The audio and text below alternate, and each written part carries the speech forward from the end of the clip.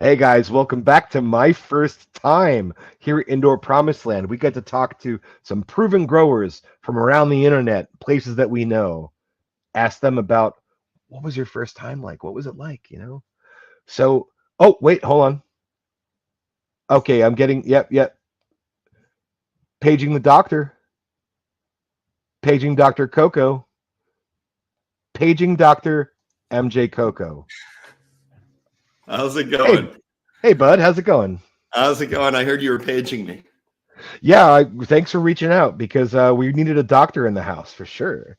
Absolutely. I'll see what I can do. I'm often not the type of doctor that people are looking for, but sometimes I am. Well, we need a professional opinion, and actually, you're just the man for it. Uh, you've been growing for a while. We know you've been growing for a while. We've been watching what you're doing. You've been teaching people in the community. You've been one of the leading spearheads of information about lights and how to use them in indoor growing. And I got to ask you, it all started somewhere. What was your first time like? I love the question. I love this sort of topic for the show.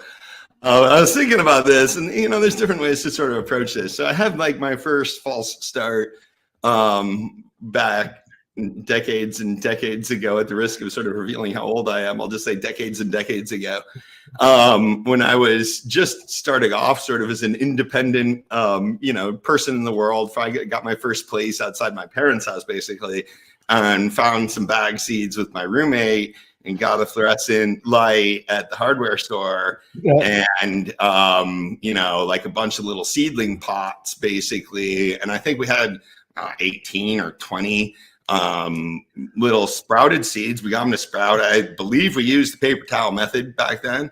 Got them to sprout, put them into the little pots, and it was like my responsibility. Like my roommate and me were going in on this, but it was like my responsibility to like take care of the plants. And I was like happy with them for a few days because they were like little seedlings growing up.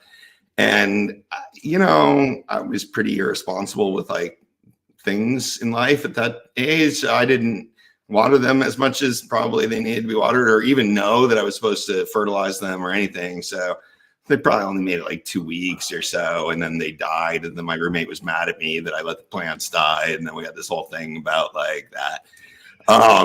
But yeah, and then kind of gave up after that experience for quite a while. And I was been a fan of cannabis like most of my life. I've gone through periods of time where I didn't use cannabis, but I was going through a period like that when I went to grad school. I thought I should stop using cannabis and be like serious and buckle down and go to grad school. And I was having really bad issues with my arthritis. And my rheumatologist actually finally recommended, I wasn't able to get the biologic medicine that I had been taking for my arthritis before because of insurance. And so my rheumatologist recommended cannabis. So I started going to the dispensary at that point. And now I'm in grad school and I'm studying to go do research with farmers. And so I'm studying horticulture classes, and I'm studying, I'm working in the community garden at the campus, and I'm a teaching assistant for classes there and stuff like this. So when I got back into cannabis at that point, I was like much heavier into gardening and horticulture and botany and all of that. But it still wasn't fully convenient sort of time in my life. I was living in family student housing initially, and I was going to the dispensary and getting weed, and I got a bag seed, and then I started that, but just sort of like haphazardly like put that in a pot and it started growing, and I wasn't prepared. I didn't have lights. I was in a place I couldn't really be growing cannabis easily anyways. And that plant also died. And then, but that experience sort of changed me. And I was like, I want to do this. And I'm like a grad student in the university, like studying horticulture and botany classes and learning how to work with farmers and stuff like this. So I got into research. I pretty quickly realized that the good research on horticulture didn't have anything to do with cannabis. So, Right. started figuring out like how should I grow plants indoors and what's effective and all of this. A lot of it was other horticulture and looking at soilless horticulture and looking at that sort of primary research is just often for other crops. And, you know, realized how I wanted to grow. I've talked about why I grow in cocoa because I feel it's sort of a more sustainable, more efficient way to do horticulture indoors. I think it's more sustainable than organic styles or really any other style of indoor horticulture because, you know, it saves energy. We waste so much energy in the first place. So Well, I that's much of indoor growing is kind of throwing stuff at the floor and, you know, doing something that the sun could do for you, except for that you're not in that season or you need a more controlled environment. Yeah, there's definite advantages to being indoors. I mean, we can control the environment and we can control the lighting and we can optimize things. You know, outdoors, things are very rarely optimized for plants. And if one thing is optimal, something else usually isn't. It's very rare for the plant to have sort of fertilization, water, temperature, air, everything like exactly right. But we can dial that in indoor horticulture. That's right.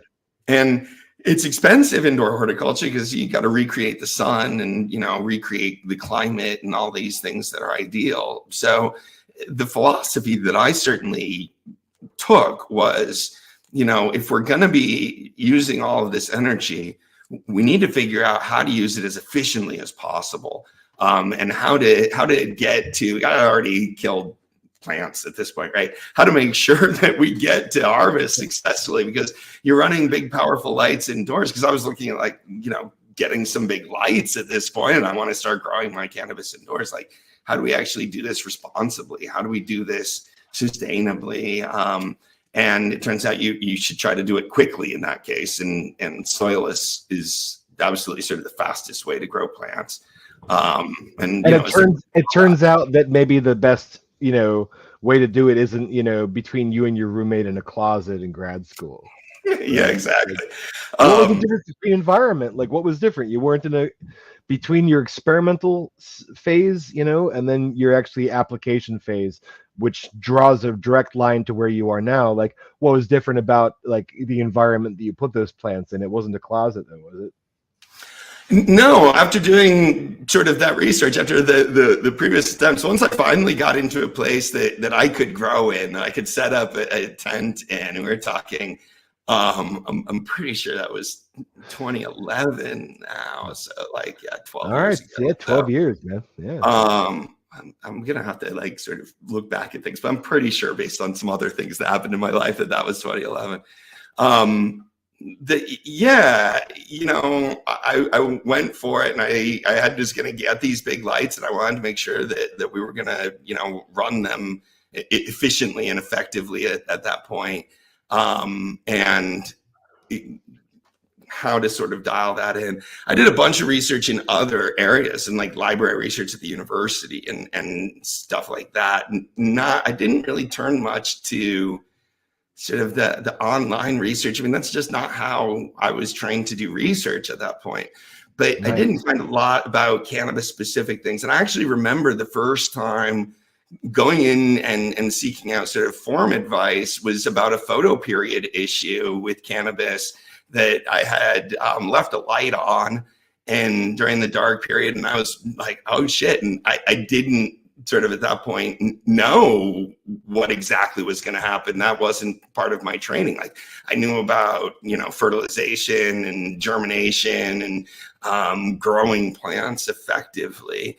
But a lot of these questions that were really super specific to cannabis.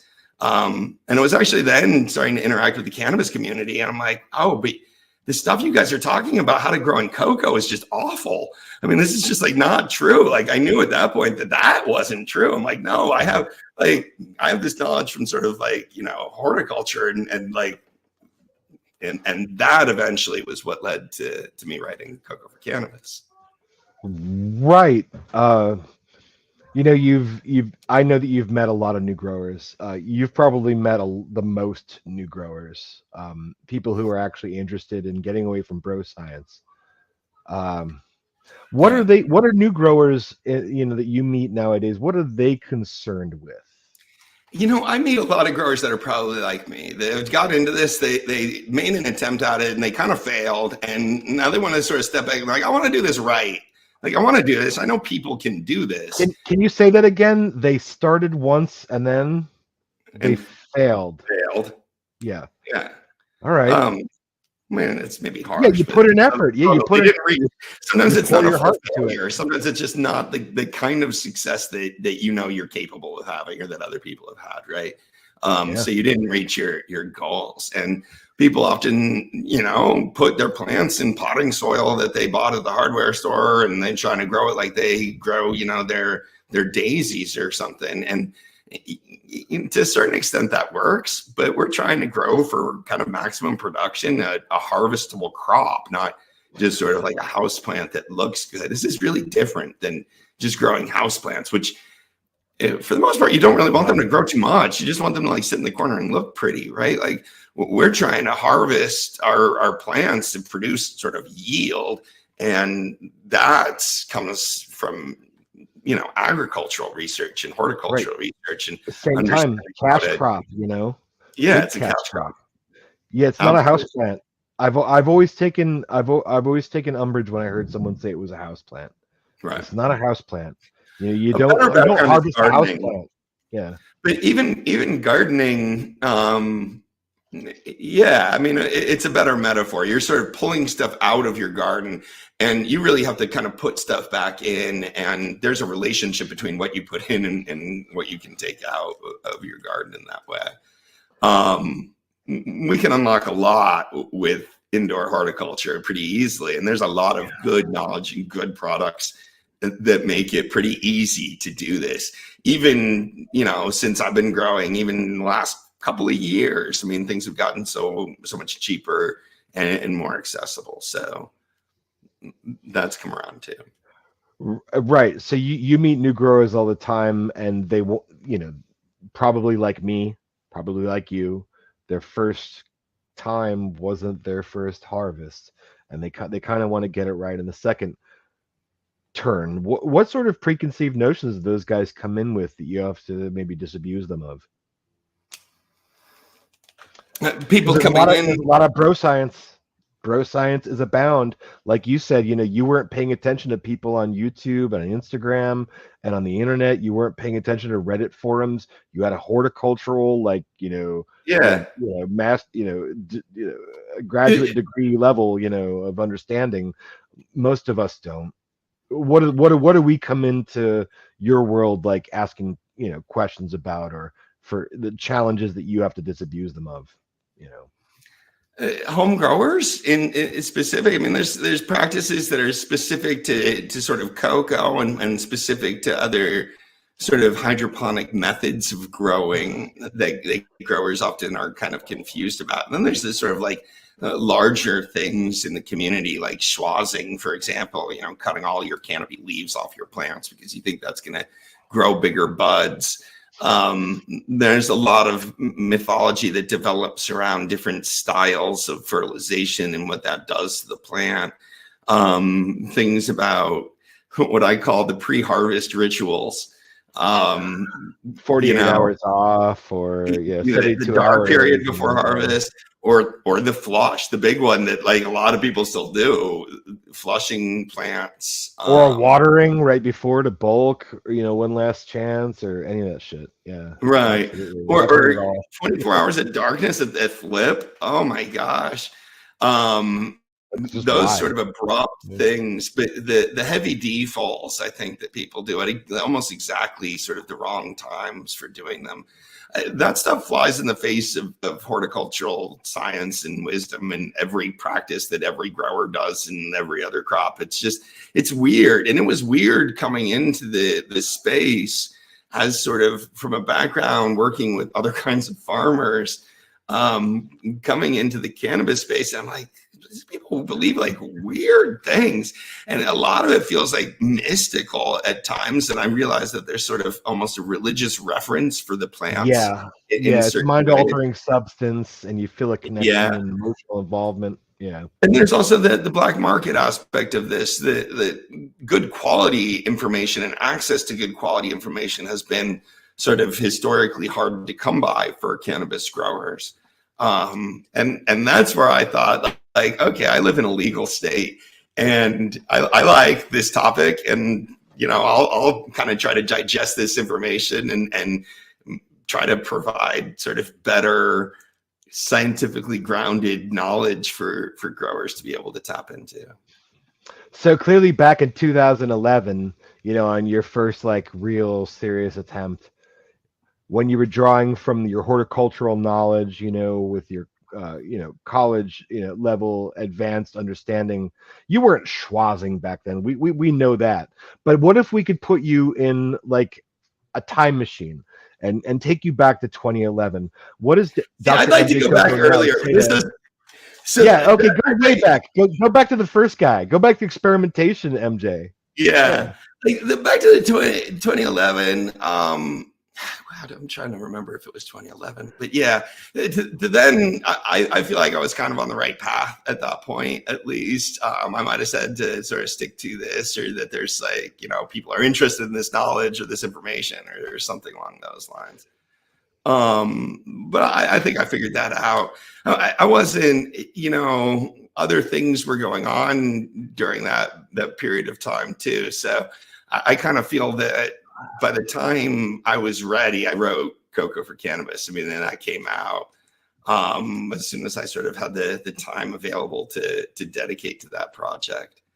But if I could take what I know now and go back to that first guy, me decades ago, trying to grow what do you tell him? the bag seed in the closet with my roommate. I meet a lot of people like that these days, right? I meet a lot of people that are trying to grow bag seed in the closet, and they don't have the right equipment, and they don't have much knowledge, and they're very much like I was back then. And I think I could help them. I mean, I do think that I helped them, and I definitely think I could have helped like younger me successfully arrive at a harvest. I would have said, okay, we probably need more lights. You're definitely going to need to get some fertilizers. I was taking them down to like, the nursery and try to find some fertilizers that would work well. I don't think there was a lot of stuff available then that's available now, but what would that have been? What would you have put in his bag for checkout?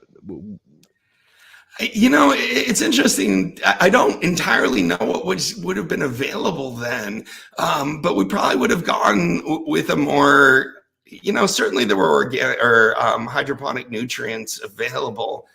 I'm not sure, because we're talking 90s at this point, so I'm not entirely sure what the products were that were available or what we'd be able to get if we could even set them up to do sort of a soilless grow or a hydroponic grow. Or if we would just go into a good sort of amended high porosity peat mix, which certainly was available then. Yeah, like a Pro Mix back in the day, back in the 90s, like a square bag Pro Mix. Yeah. Those peat blends have been, sort of gardening soil for decades and decades. So yeah, we could have found something and kind of talked through the process and what to expect and how to set up the space and what he's going to need and all of that and what he could expect in terms of harvest.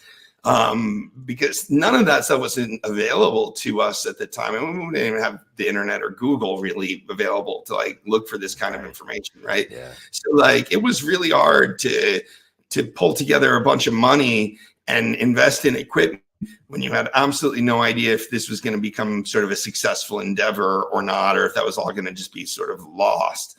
No, I think I could have pushed him in that direction. No, I'm not saying like I would have turned out better. Who knows? I might have gotten arrested and I'd be in jail now if that happened, right? Because like the legal regime's changed a lot too since then. So maybe it's best that it turned out the way it did.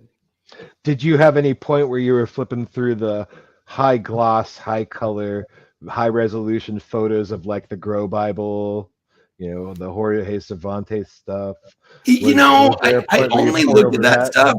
Yeah, we had a bunch of those books in the library at my grad school, right? So they were there. That's all there was, right? It's all there was. There was like 2 books. Yeah. Yeah, no, at this point, so this is the 2000s, not in the 90s. Back then we didn't know anything. We didn't look for books. We didn't really. We were just trying to like figure out how plants work by the sort of like having lived in the world for 17 or 18 years at that point or whatever. Yeah, sure.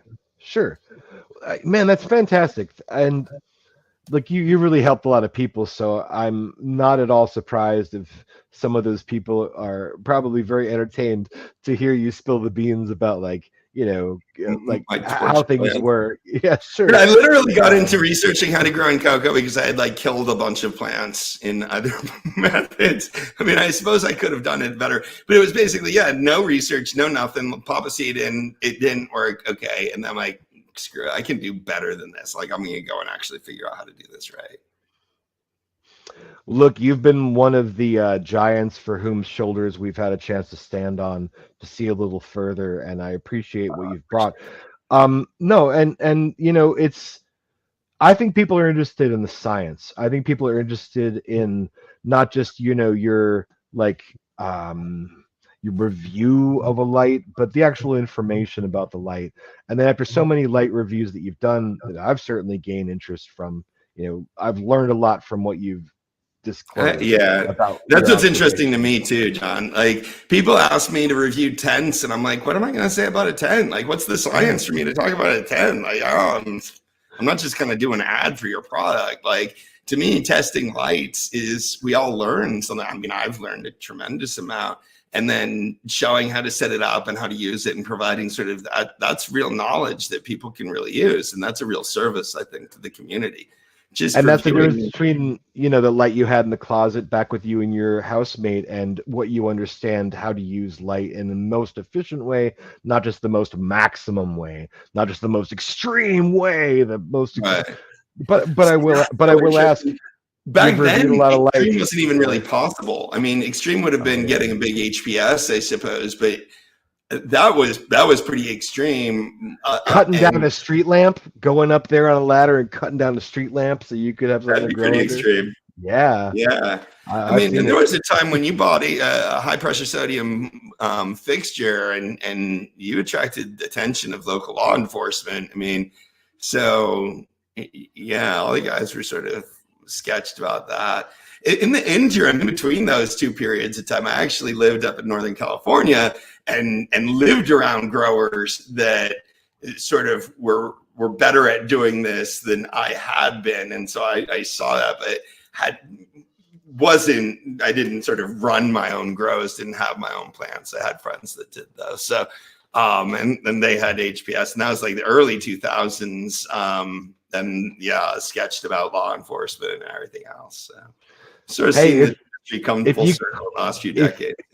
Oh, absolutely. Yeah. It used to be scary out there. Like, even just showing up at a hydro store, it was like, it was some sort of implied, criminality or whatnot. Yeah. If you had to drop ship yourself back in the closet in the experimentation days, if you had to drop ship a modern light, what would you send them? An LED bar, like specific brand model, or just like that. I'd send them like wattage or size, appropriate use, something that fits in that closet.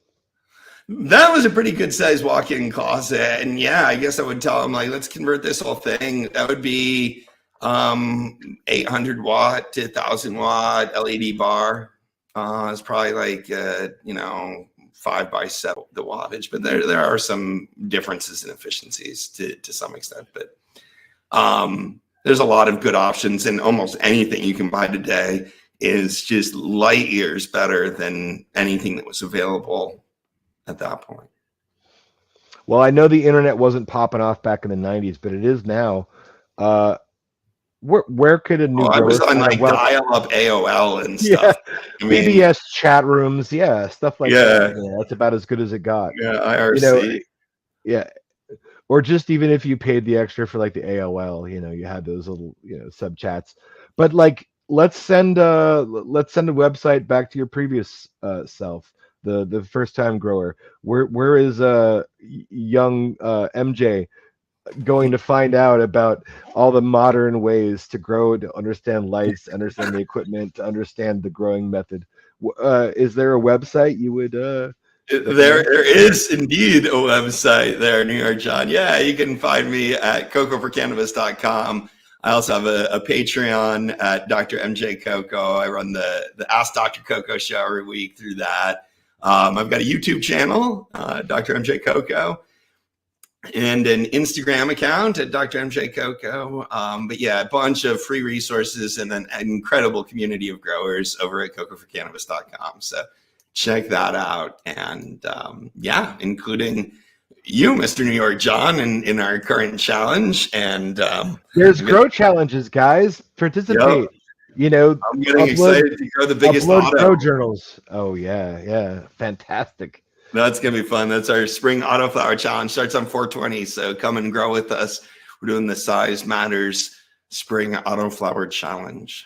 Hey, I look forward to seeing all the one cola plant challenges that come from the New Year's Grow Challenge. I am looking forward to the one cola plants too. I know. I always feel bad about that because every single time that we're in a challenge, we kind of start looking past it to the next challenge to kind of like promote it, you know. And people are like, "Hey, but we're still doing that." I'm like, "Hi, yeah, of course we're still doing the NYGC." And the NYGC is sort of always the headlining challenge. So yeah, we just put out the call for people to submit the pictures for their one cola plant. So come by. That's been the sort of side challenge this time, and check out everybody's picture of their one cola plants.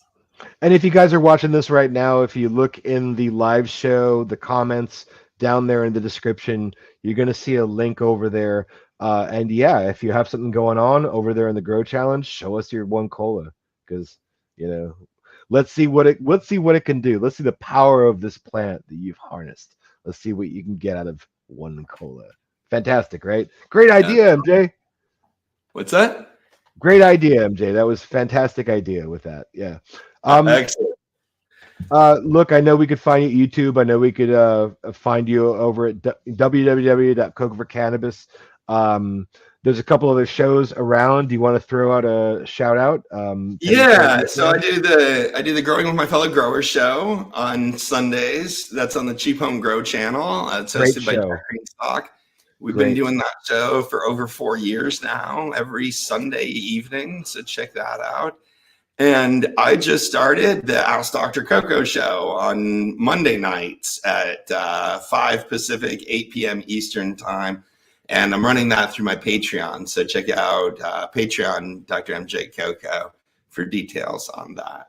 Yeah, that's like the Backstage Access. You guys really got to go in through the back room. You got to sign up, hit the Patreon. A couple dollars, it doesn't hurt, because these are what, Zoom hosted events. Yeah, we did the first big Ask Dr. Coco show just this Monday, and I posted a fairly long excerpt from it on my YouTube channel. So if you want to see what the Ask Dr. Coco show is all about, it's on my YouTube channel. The excerpt is on my YouTube channel, but the show itself is not on YouTube. It's hosted on Zoom. It's a Zoom webinar, and we all sort of show up there, and there's an audience and a panel, and I can move people sort of, if you have a question, you can come onto the panel and talk to me for a little while and go back to the audience. And I do a little garden tour. I have a guest come on and do a garden tour. And then I answer a bunch of questions that were submitted in advance. I sort of prepare a lesson based on one of those questions every week, and then go through questions that were submitted during the show. So it's been a lot of fun. We've done 2 of them so far, and I'm looking forward to keep going with the Ask Dr. Coco show. So check out the excerpt that's on my YouTube channel. And yeah, I'd be really honored if you guys want to come and check out my Patreon page. And yeah, and if you want to see that, you got to go to Patreon. You go to Tippy Tap. Whatever you find you on Patreon, it's Dr.MJ Coco. I try to keep things simple. So it's, yeah, Dr.MJ Coco on Patreon, YouTube, Instagram. Yeah, Dr.MJ Coco. Hey, MJ, Doc, thanks for taking our page. We really did need a doctor in the house. I feel I feel much better now that we've had some doctor's advice. Good. Yeah, good. I'm glad I was able to help. That's important. Yeah, man. And look, guys, if you're watching this right now and you haven't started your first time, let me tell you, in 3 or 4 months, you'll have wished that you started tomorrow. All right. You got to start today. You got to start tomorrow. You got to plant that first seed. Maybe take some of the advice, and you don't have to have, awkward first times like me and like Dr. MJ Coco and the other people we've interviewed. You don't have to have those awkward first times. You can learn. Part of it. Yeah, you can learn from this right now. And if you need advice believe me, reach out to me over at Indoor Promised Land, reach out to Dr. MJ Coco. And if you stick around this community, you're going to see a lot of good growers who are happy to dispense their wisdom, their experience to help you sort of avoid the follies, the foibles, the, the humiliations of starting a plant, putting in all your time, and then it dies. And don't be It's humiliated really like we hard. were. Yeah, yeah. MJ, thank you so much, man. We'll be seeing you over there at Coco for Cannabis, and thank you for joining me Absolutely. It's here. really a pleasure, John. Really a pleasure to come on. Keep doing your first times. I like these episodes. And yeah, grow love to everybody out there. Yeah, and check in with us later next week, the week after this. You're going to see more my first time episodes with some guests who I know you're going to like, just like MJ Coco. Thanks, MJ. Grow love, everyone. Grow love.